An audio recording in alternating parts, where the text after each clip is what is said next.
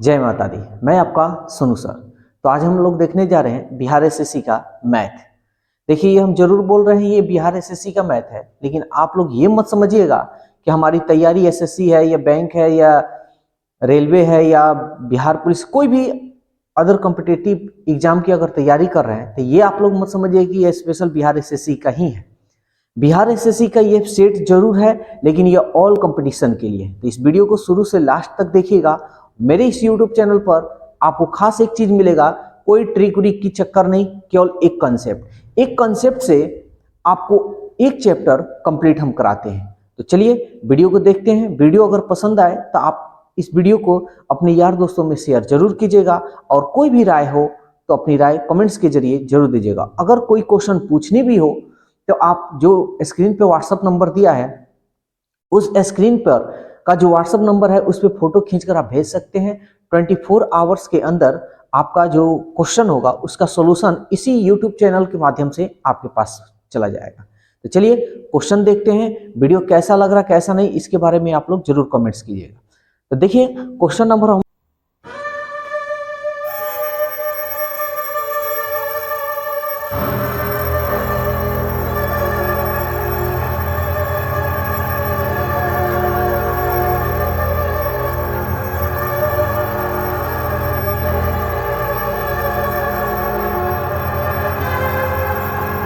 लोग 76 से देखते हैं मैथ का क्वेश्चन। कह रहा है यदि a बाई बी का भागफल धनात्मक है तो निम्नलिखित में से क्या सही होनी चाहिए। इसका जो है भागफल धनात्मक है तो आप ही समझिए, एक दे रहा है a ग्रेटर देन 0, दूसरा दे रहा है b ग्रेटर देन 0, तीसरा c दे रहा है ab ग्रेटर देन 0 और d दे रहा है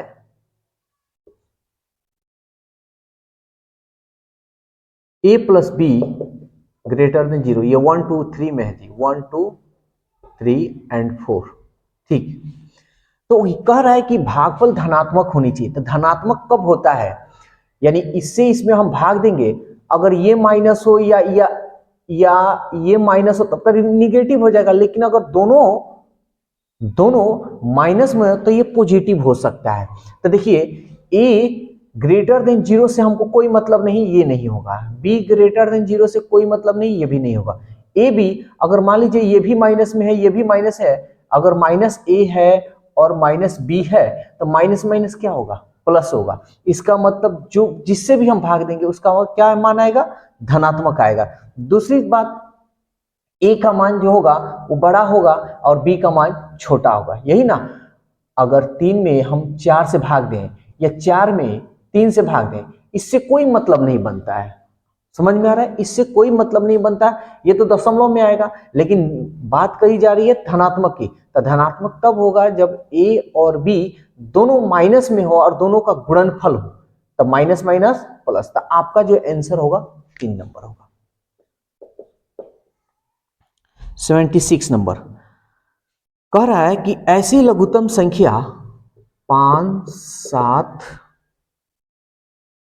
11 13 से विभाजित करने पर क्रमशः 2 4 8 10 शेषफल आता है। ध्यान से समझिएगा, यानी ऐसी आपको छोटी सी छोटी संख्या एक बताना है, यही ना बताना है लघुत्तम संख्या। यानी एक ऐसी लघुत्तम संख्या आप बताइए, यानी छोटी सी छोटी संख्या बताइए जिससे हम 5 से 7 से 11 से और 13 से भाग दें तो क्या शेष, इससे भाग देंगे तो 2 आना चाहिए, इससे भाग देंगे तो 4 आना चाहिए, इससे भाग देंगे तो 8 आना चाहिए, 13 से भाग देंगे तो 10 आनी चाहिए। ये बात है, कोई एक छोटी सी संख्या होनी चाहिए। जब भी इस तरह का क्वेश्चन आओ तो आपको कुछ नहीं करना है, पहले अंतर निकालना है। जिससे भाग करना है ना, इससे भाग करना है तो शेषफल इसका, तो इन दोनों का अंतर, 5 में से 2 गया 3, 7 में से 4 गया 3, 11 में से 8 गया 8 3 11 और 13 में से 10 गया 3, ये आ गया। अब आपको इससे कह रहा है भाग करने के लिए, इससे भाग करने पर इसका आप क्या कीजिएगा, एलसीएम निकालिए। चलिए एलसीएम हम लोग निकालते हैं। देखिए 5 7 11 13, ये कोई एक दूसरे से कटने वाला नहीं है, हम सबको गुना कर देंगे। 5 7 11 गुणे 13। चलिए पहले हम गुना करते, 13 एकम 13, 13 और 1 14, 13 एकम 13, 13 और 1 14। अब बच गया 5 गुणे 7। चलिए कर लेते हैं, 5 3 15, 5 चौका 20 और 1 21, 5 एकम 5, 5 2 7। फिर 7 से कर लेते हैं, 7 5 35, 7 एकम 3 10, 7 7 49, 49 और 1 50। देखिए अब आप ध्यान से समझिएगा, देखिए हम कंसेप्ट बता रहे हैं। 5 से भाग दीजिएगा तब भी कट जाएगा, 7 से भाग दीजिएगा तब भी कट जाएगा, 11 से भाग दीजिएगा तब भी कट जाएगा, 13 से भाग दीजिएगा तब भी कट जाएगा। सीधी सी बात है, क्योंकि इसी का हम एलसीएम निकाले हैं। और सवाल अब कह रहा है कि 5 से भाग देने पर 2 शेष बचे, 7 से भाग देने पर 4। तो आप एक बात बताइए, अगर हम इसमें 3 जोड़ेंगे, आप थोड़ा ध्यान से समझिएगा मेरी बात को, अगर 3 जोड़ेंगे तो ठीक है, 5 से भाग देंगे तब तो शेषफल 3 आ जाएगा, आएगा ना। तो आप यहां देखिए 4 जोड़ेंगे तो इससे भाग देंगे तब तो शेषफल आपका 4 आ जाएगा। तो ऐसे सिचुएशन में या जोड़ने पर नहीं हो रहा तो सीधी सी बात है घटाने पर ये होगा। तो चलिए हम लोग घटा लेते हैं। 5 में से 3 गया 2, ये 0, ये 0 और ये हो गया 5। तो आपकी संख्या कौन सी होगी, लघुत्तम संख्या 5002 होगी। यानी 2 इससे भाग दीजिएगा तो शेष 2 आएगा, इससे भाग दीजिएगा तो शेष 4 आएगा, इससे भाग दीजिएगा तो 8 आएगा, 13 से भाग दीजिएगा 10। तो आपका आंसर कौन सा होगा, 5002, जो आपका ऑप्शन कौन सा है, 2 है। 28 नंबर, ये क्या कह रहा है, कह रहा है ए बी और सी किसी कार्य को 2 घंटे में पूरा कर सकते हैं। ए प्लस बी प्लस सी 2 घंटे में। यदि ए उस कार्य को अकेले 6 घंटे में करता है, ए अकेले इसको 6 घंटे में करता है, बी 5 घंटे में करता है, बी 5 घंटे में करता है, तो सी उस कार्य को अकेले कितने समय में करेगा, सी का हमको बतलाना है। तो जब भी इस टाइप का क्वेश्चन आपको नजर आए तो सीधा बात है कुल काम निकालिएगा, कुल कार्य, ठीक है ना। कुल कार्य हम निकालेंगे, तो कुल कार्य निकालने के लिए हम 2, 6 और 5 का हम क्या करेंगे, एलसीएम निकालेंगे। तो निकालते हैं, देखिए 2 3 6, तो 2 6 का एलसीएम 6 हो गया, और 6 5 का एलसीएम निकालेंगे तो ये आपका हो जाएगा 30। तो आप कह सकते हैं कि टोटल जो काम है 30 गो काम है। अगर ए बी सी का हम एक दिन का काम निकालते हैं तो 2 से इसमें हम भाग देंगे, यानी 15 आ जाएगा। 6 से 6 5 30 और 5 6 30, यानी हम कह सकते हैं कि ए बी सी अगर एक दिन में अगर काम करेगा तो 15 गो काम करेगा, ए अकेले एक दिन में करेगा तो 5 गो, बी अकेले करेगा तो 6 गो।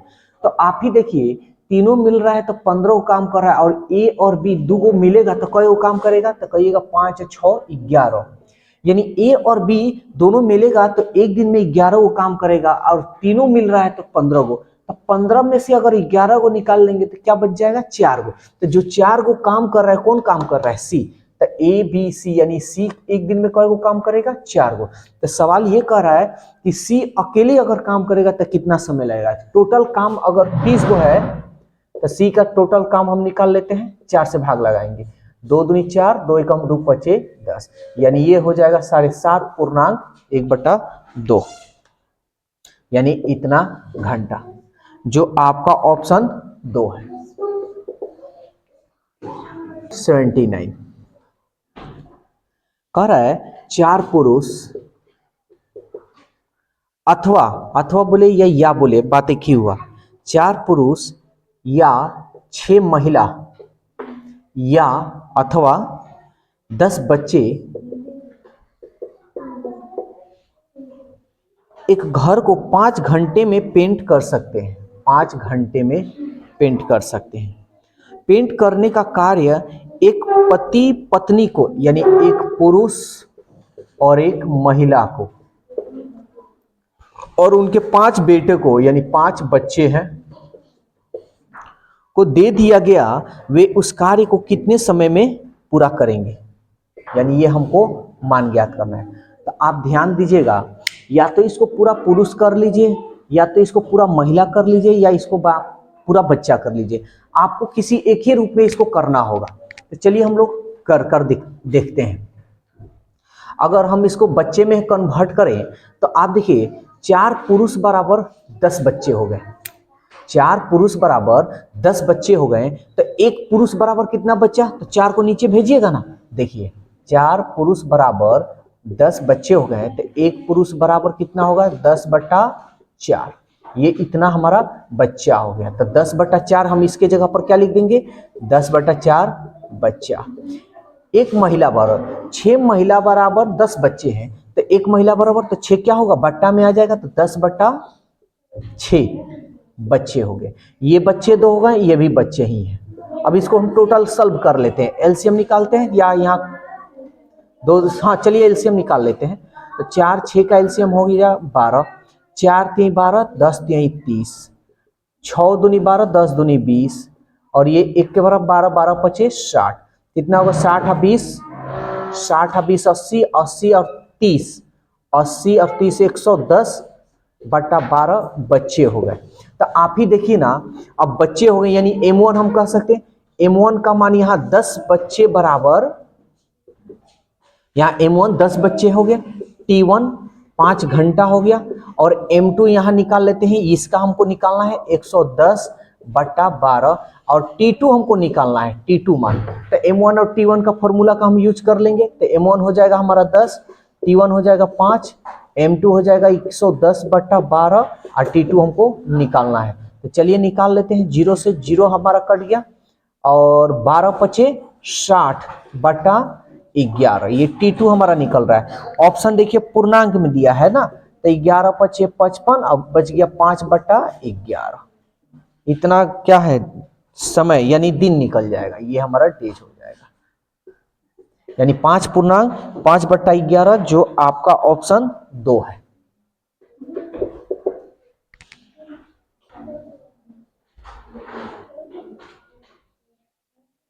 एटी देखते हैं। कह रहा है एक अर्धवृत्ताकार पार्क में बाड़ लगाने के लिए 288 मीटर रेलिंग की आवश्यकता है। देखिए अर्धवृत्ताकार है, अर्धवृत्ताकार पार्क की परिधि हमने, ध्यान से समझिएगा, बाड़ लगाने का मतलब चारों तरफ उसके घेरना है। तो अर्धवृत्ताकार पार्क की परिधि यानी टोटल जो चारों तरफ लगानी है, कितना मीटर लगानी है, 288 मीटर। और अर्धवृत्ताकार पार्क की परिधि बराबर होता है पाई आर प्लस 2r, ये होता है। हमको क्या निकालना है, कर पार्क का क्षेत्रफल निकालिए। अर्धवृत्त है उसका क्षेत्रफल निकालना है, कोई बात नहीं। चलिए हम इसको सॉल्व कर लेते हैं। 288 are common, pi plus 2 equal to 288। यहाँ पाई का मान आप रख सकते हैं 22/7 प्लस 2 इक्वल 288। कितना हो जाएगा, 7 दूनी 14 अब 22 में जोड़ लीजिए तो 4 और 2 6, 2 और 1 3/7 इक्वल टू 288। 7 दूनी 14, 4 और 2 6 और 2 1 3। देखिए जब भी घेरने उड़ने की बात हो या लंबाई की बात हो या चारों तरफ लगाने की, तो याद रखिए उसको परिधि आप लोग कहिएगा। अब ये कटे सो कटाते हैं, 4 से कटेगा, 4 9 36, 4 7 28 और 4 दूनी 8, 9 8 72, 7 8 56। ये हमारा इतना मीटर हो गया। कर अर्धवृत्त का क्षेत्रफल निकालना है, तो अर्धवृत्त का क्षेत्रफल का फॉर्मूला हो जाएगा पाई आर स्क्वायर बाई 2। पाई का मान 22/7 होता है, आर का मान 56, 2 बार लिखा है तो 2 बार 56 लिख देते हैं, नीचे बटा 2 है तो 1/2 आप लिख सकते हैं। 7 8 56 और 2 4 8। चलिए अब गुना हम लोग कर लेते हैं। 4 6 24, 4 5 20, 2 22 22, ये गुणे 22 कर लेते हैं। 22 चौके 88, 22 दूनी 44, 44 में 8 जोड़िए, 44 6 और 2 52, 22 दूनी 44, 44 और 5, 44 और 5 49, यानी 4,928 मीटर आपका क्षेत्रफल होगा। 4,928 मीटर स्क्वायर, यानी आपका जो ऑप्शन है एक है। 81 नंबर क्वेश्चन क्या कर रहा है? कर रहा है एक बस के पहिए ड्राइविंग व्हील की त्रिज्या आर का मान दे रहा है 35 सेंटीमीटर। ओके, 33 किलोमीटर प्रति घंटा की गति, यानी चाल दिया है इसका 33 किलोमीटर प्रति घंटा की गति बनाए रखने के लिए पहिए को प्रति मिनट कितनी बार घूमना पड़ेगा। देखिए कितनी बार घूमना पड़ेगा, यानी 1 मिनट में कितनी बार घूमेगा। तो इसको या तो यहां जो ऑप्शन ठीक है, यहां देखिए ये सेंटीमीटर में है, तो इसको हम या तो मीटर में सेंटीमीटर में बदल दे अभी, या तो बाद में बदल सकते हैं, लेकिन अभी बदल लेते हैं तो आसान होगा। तो ये किलोमीटर है, तो 33 किलोमीटर है, तो मीटर प्रति सेकंड में हम बदल सकते हैं, तो उससे कोई दिक्कत नहीं है। आप मीटर प्रति सेकंड में बदलने के लिए 5/18 से ये मीटर प्रति सेकंड में बदल जाएगा। ध्यान दीजिएगा, ध्यान से समझिएगा, ठीक है ना। हमको सेंटीमीटर में बदलना है, यानी जो मीटर है ना इसको सेंटीमीटर में। तो आप कह सकते हैं कि सर 33 गुणे 5/18 मीटर है, तो मीटर को सेंटीमीटर में बदलने के लिए 100 से गुना कर लीजिए, और ये जो सेकंड है इसको मिनट में बदलने के लिए आप 60 से क्या कीजिए, भाग कर लीजिए। अरे यहां समझते हैं, देखिए ये मीटर है ना, तो ये मीटर बटा सेकंड हो गया, ठीक है ना। समझिए यहां पे बात को, तो मीटर ऊपर है, तो मीटर ऊपर है तो इसमें 100 से हम गुना करेंगे तो ये सेंटीमीटर, और सेकंड नीचे है तो इसमें हम क्या करेंगे, 60 से हम भाग करेंगे। तो 60 से जब भाग करेंगे तो ये क्या होगा, पलट जाएगा, यानी आप सीधा यहाँ पे 60 आ जाएगा। समझ में आ गया। तो अब हमारा जो ये हो गया, हमारा जो चाल हो गया, आपका मीटर है ना, तो ये हो जाएगा सेंटीमीटर, और सेकंड जो है ये हो जाएगा हमारा मिनट, ठीक है ना। अब जो कटता है उसको कटा लेते हैं। देखिए 6 एकम 6 और 36 18, 3 से कटाइए, 3 एकम 3, 3 एकम 3, तो ये हो गया 11 पचे 55, कई को जीरो, 2 और 1 3, 1 2 3 सेंटीमीटर पर मिनट हो गया। यानी 1 मिनट में ये जो चाल है उसका स्पीड है वो 55,000 सेंटीमीटर जाता है। सवाल ये कह रहा है कि त्रिज्या इतना है, तो पहले तो हम दूरी निकालेंगे कि एक बार जो दूरी करेगा, एक बार मतलब दूरी करेगा तो कितना किलोमीटर या कितना सेंटीमीटर जाएगा। तो हम दूरी निकालेंगे, तो दूरी बराबर परिधि समझिएगा, वृत्त की, अरे चक्का है तो गोल होता है, तो वृत्त की परिधि, तो वृत्त की परिधि का हो जाएगा 2 पाई r।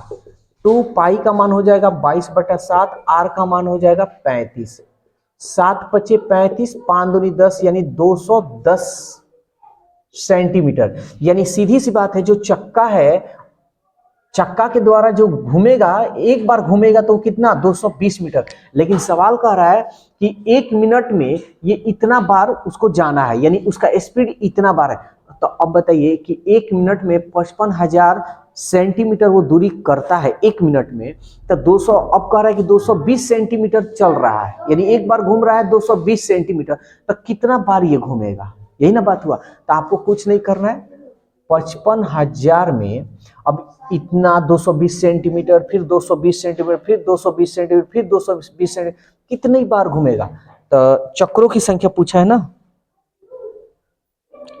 कितनी बार घूमेगा, चक्कर की संख्या, तो बटा 220 कटा लीजिए।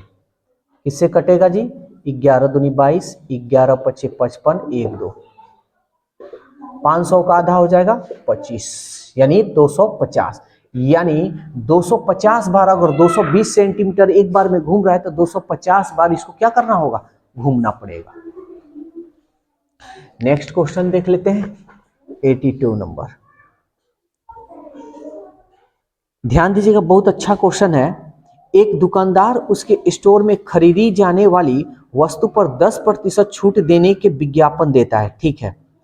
एक ग्राहक को 560 की कीमत का सूटकेस, 560 रुपया का सूटकेस है, 90 रुपया की कीमत बैग, 90 रुपया की बैग है, 45 रुपया की कीमत तौलिया, 45 रुपये की कीमत की तौलिया खरीदने पर मिलने वाली छूट, हमको छूट ज्ञात करना है। तो कोई बात नहीं, यहाँ देखिए आप जोड़ लीजिए 5 रुपया, 9 6 15, 15 4 19, 5 और 1 6, 695 रुपया उसका टोटल अमाउंट हो रहा है। कह रहा है कि छूट हमको बताना है, तो कोई बात नहीं, तो 10% की छूट बतानी है, तो सीधा आप 10% इसका आप निकाल लीजिए, ठीक है ना। इसका छूट निकालना है, 10% का हम छूट निकाल देंगे। और नहीं तो ऐसे भी अगर 100% में मेरे को दे रहा है 695 रुपया में, तो 10% का हमको छूट निकाले तो 10% का मान निकाल लीजिए। आप ऐसे भी निकाल सकते हैं। तो ये वाला आसान है, ये कोई ट्रिक उरिक नहीं है, ये कॉन्सेप्ट है। ये थोड़ा सा आप कह सकते हैं थोड़ा हट कर है, लेकिन इतना भी हट कर नहीं, क्योंकि ये आप ऐसे करते आए हैं। 0 से 0 कटा लेते हैं और एगो 0 है ना, तो एक अंक के पहले 69 रुपया 50 पैसा उसको क्या होगा, छूट मिलेगा। यानी 69 रुपया 5 पैसा का, ये 5 पैसा नहीं 50 पैसा हम कहेंगे, क्योंकि दशमलव के बाद कितना भी 0 दे सकते हैं, जो कि आपका ऑप्शन 3 है। 83 नंबर कह रहा है एक सीडी की कीमत 25% घटा दी गई। 25% क्या है, कीमत जो है, पहले जो भी कीमत था वो था, लेकिन 25% कीमत घटा दी गई। एक व्यक्ति ने सीडी के लिए 24 रुपया अदा किए। कितने रुपया अदा किए, 24 रुपया। तो नगद छूट कितनी है, ठीक है, ध्यान से समझिएगा। तो 24 रुपया अदा किया, इसका मतलब 100% का जो मान है, 100% जो था, 100% में बेच रहा था, लेकिन 100% में नहीं बल्कि 25% का छूट दे दिया। इसका मतलब 75% में वो बेच रहा है, और बेच रहा है 75% में। देख कितना रहा है जी, 24 रुपया, ठीक है ना। 24 रुपया उसको पे कर रहा है। तो कह रहा है नगद छूट कितनी मिली, तो छूट कितनी मिली यानी 25% का हम मान निकाल लेंगे, ठीक है ना। यानी कहने का मतलब 25% उसका मूल्य घटा दिया है, घटाने के बाद से उसको 24 रुपया अदा करना। इसका मतलब पहले 100% में मिल रहा था, लेकिन 100% नहीं, अब 25% उसको छूट दे दी गई। तब कितना में, 75% में उसको बेच रहा होगा। तो यही 75% का जो मान है 24 रुपया। तो कह रहा है कि नगद अगर लेगा तो कितना रुपया का, जो नगद छूट मिल रहा है वो निकालना है। तो 25% का मान निकालेंगे। तो देखिए तो 25 तिहाई 75 और 3 9 8 24, यानी कितना रुपया का छूट मिल रहा है, 8 रुपया का छूट मिल रहा है, जो आपका ऑप्शन 4 है। विक्रेता 950 रुपया अंकित मूल्य का एक पुराना कूलर खरीदता है। अंकित मूल्य है 950 रुपया, एमआरपी है। तो 950 रुपया एमआरपी है, और उसे उत्तरोत्तर 20% और 10% की छूट मिलती है। वह पेंट में कराने पर 66 रुपया खर्च करता है। वह कूलर 25% लाभ को बेचता है। तो विक्रय मूल्य बताना है। ध्यान से समझिएगा, लगातार छूट दिया है, तो पहले हम छूट निकालेंगे। 20 + 10 - 20 × 10, ये लगातार छूट का फॉर्मूला है जी। 0 से 0 कट गया, 20 और 10 30, 30 में से 2 एकम 2, 30 में से 2 गया, 28% हमारा छूट हुआ। एमआरपी देखिए 950 रुपया, यानी 100% का मान हमारा दे रहा है 950 रुपया। अच्छा, 28% का छूट है, तो कितना रुपया में बेच रहा होगा, यानी कितना परसेंट में, तो 100 में से घटा लेते हैं। 10 में से 8 गया 2, और 9 में से 2 गया 7, 72% में वो बेच रहा है। तो पहले इसको हम सॉल्व कर लेते हैं। 0 से 0 ये इधर गया, 95 × 72 बटा 10, 5 दूनी 10, 5 कम 5 4, 5 9 45, 2 से 2 3 6, 2 6 12, 19 25 95, 19 6 114, 19 3 57, और 57 में 11 जोड़ लेंगे, 7 और 1 8, 5 और 1 6, ठीक है। तो 684 रुपया में क्या किया है, खरीद रहा है। अब सवाल ये कह रहा है, ध्यान से समझिएगा, एकदम आसान तरीका से बता रहे हैं।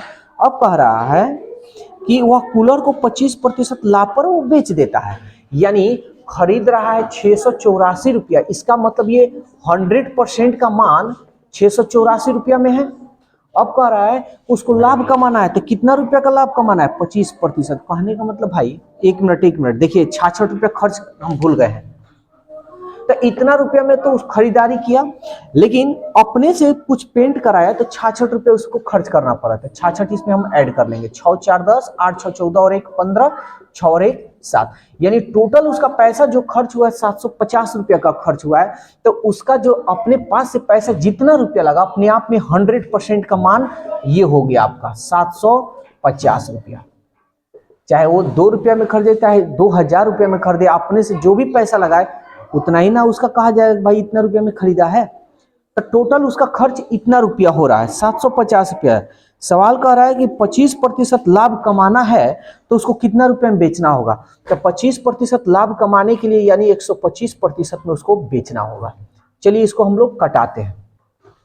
देखिए 0 से 0 आपका कट गया, और इसको 5 से तो कट जाएगा, लेकिन इसको सॉल्व कर लेते हैं। 75 गुणे 125 बटा 10।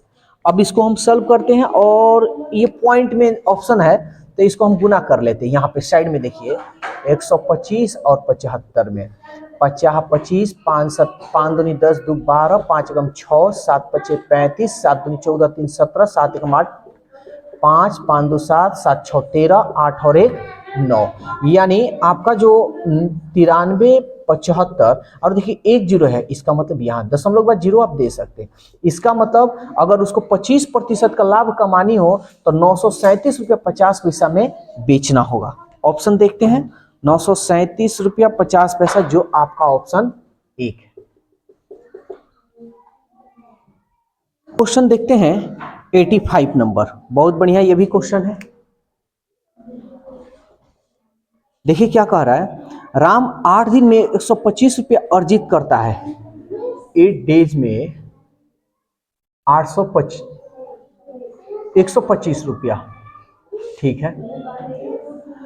श्याम 10 दिन में 140 रुपया, श्याम जो है 10 दिन में 140 रुपया। तो कह रहा है कि उनके अर्जन का अनुपात ज्ञात करना है, यानी जो कमाए हैं उसका अनुपात बताना है। तो कोई बात नहीं, आपको एक दिन का निकालना है, क्योंकि सेम डेज होनी चाहिए। तो एक दिन का कितना होगा, 8 से भाग दे देंगे, तो 125 बटा 8, ये राम का हो गया। श्याम का है और ये राम का है। तो एक दिन का कितना होगा, बाटा में हम लगा देंगे 140 बटा 10, जो कटे सो कटाते हैं, 0 से 0 ये नहीं जाएगा। तो हम क्या, बाटा हटाना है तो 8 से इसमें हम गुना कर लेंगे। तो 125 8 चौका 32, 8 8 8 और 3 11, ये अब नहीं कटेगा, 2 1 3 1 4, ये किसी से नहीं कटेगा। तो उसका अनुपात कितना होगा, 125 अनुपात 112, 125 अनुपात 112, जो आपका ऑप्शन 3 है।